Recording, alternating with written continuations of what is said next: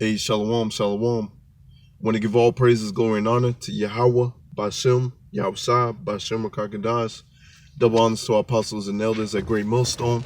Much respect to you, brothers out there that's preaching His word in truth and sincerity throughout the four corners of the earth. Want to say shalom to the speckled bird. Want to say shalom to the elect, the tabernacle of David that's being built up. Let's get into it. Let me pull out my Bible real quick. Another one of my breaks, and I was just meditating, and Lord willing, it's an edifying lesson. So pretty much unbelief, that's the enemy, man. You ain't supposed to have unbelief. Yahweh Shem outside does not like unbelief. And as we read through the scriptures, a lot of people are going to be taken away because they have unbelief. And Yahweh Shem outside, through the man of his Lord, are going to be laughing at their calamity. Because the man of the Lord has been out there preaching his word and telling you what's going to come to pass, but our people don't want to listen.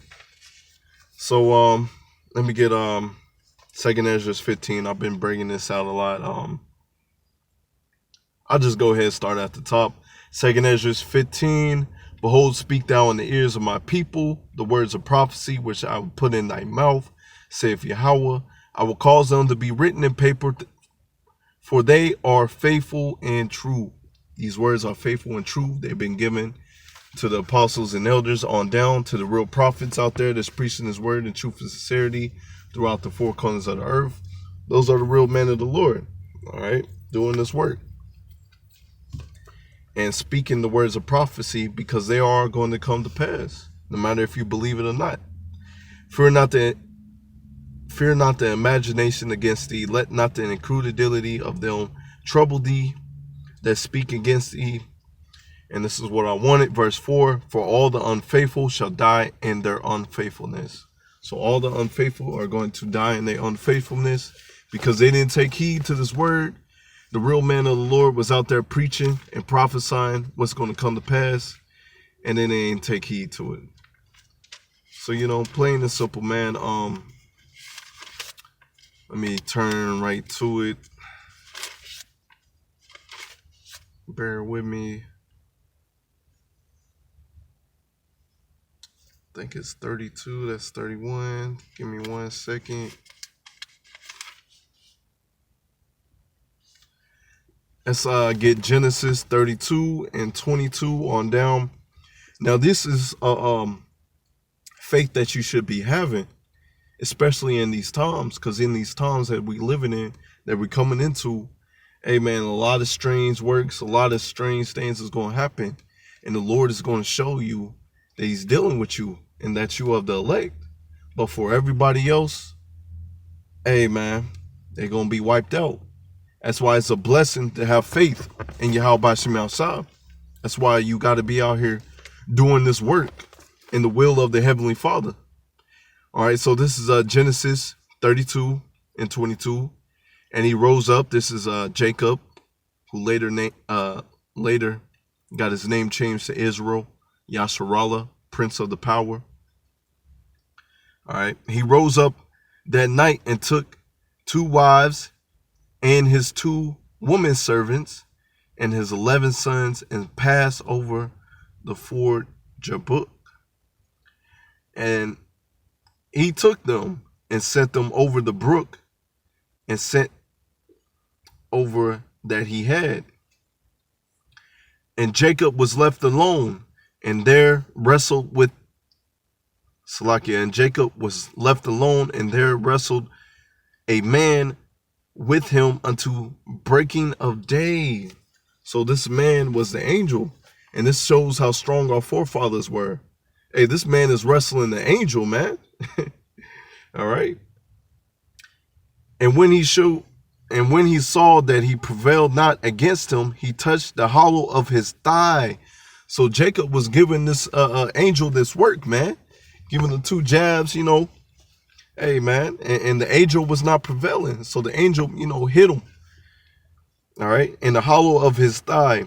And the hollow of Jacob's thigh was out of joint as he wrestled with him. So Jacob's still wrestling with him.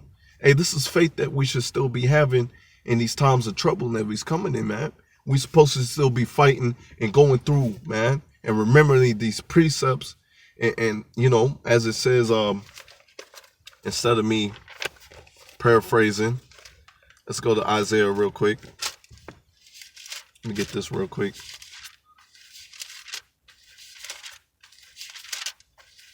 Where you at? Where you at? Isaiah 33:6. And wisdom and knowledge shall be the stability of their times, strength and salvation. The fear of the Lord is his treasure. So the fear of the Lord is going to be our treasure.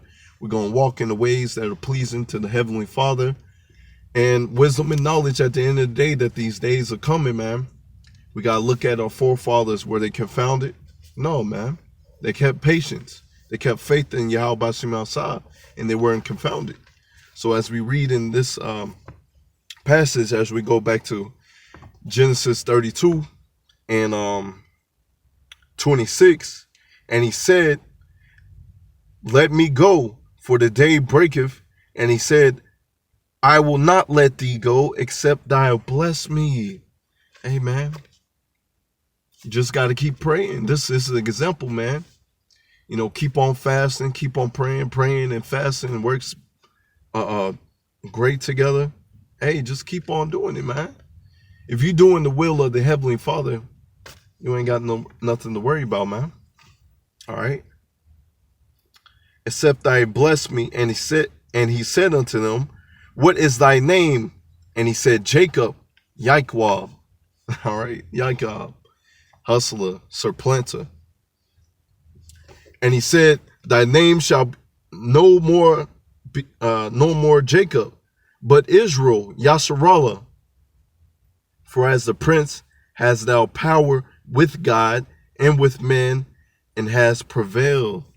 Hey, man, that's going to be the elect in these last days, man. We're going to be able to prevail. Lord willing, we are the elect. And our story is going to be beautiful. It's going to be renowned in the kingdom of heaven. The first fruits of heaven. The first fruits of the kingdom. Because we prevailed. We kept this faith. You know, me just reading this quick little story, man, you know, it should be giving you faith. All right? It should be giving you faith. Let me get...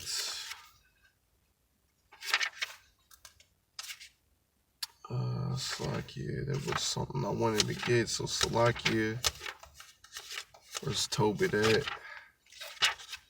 I think I want Tobit.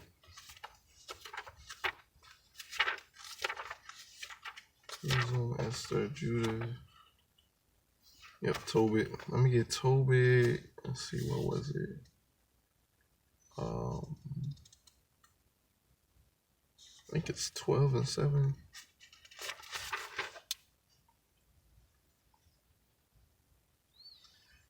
Let me start at 7. This is Tobit 12 and 7. It is good to keep close the secret of a king, but it is honorable to reveal the works of God of power. Do that which is good. All right, so we got to do that which is good, and no evil shall touch thee, shall touch you. All right, you're doing the will of Yahweh Shem outside, no evil's going to touch you. Prayer is good with fasting. So prayer is good with fasting, man. You fasting, you praying that the Lord have mercy and blessing upon you in these last days. Mercy, blessing, and election upon you in these last days. And alms of righteousness. With righteousness is better than much with unrighteousness. It is better to give alms than to lay up gold. All right, to pretty much give to the men of the Lord than to stack up your treasure up here in Babylon the Great, because all this is going to be burnt up. At least you can help out some way, shape, or form with the man of the Lord. Anyways, really what I wanted out of that, you know, prayer is good with fasting, and to do that which is good, you know, that way no evil touches you in these last days. All right. So faith is a beautiful thing, man, and faith is what you should be praying for. like, what was it? Hebrews.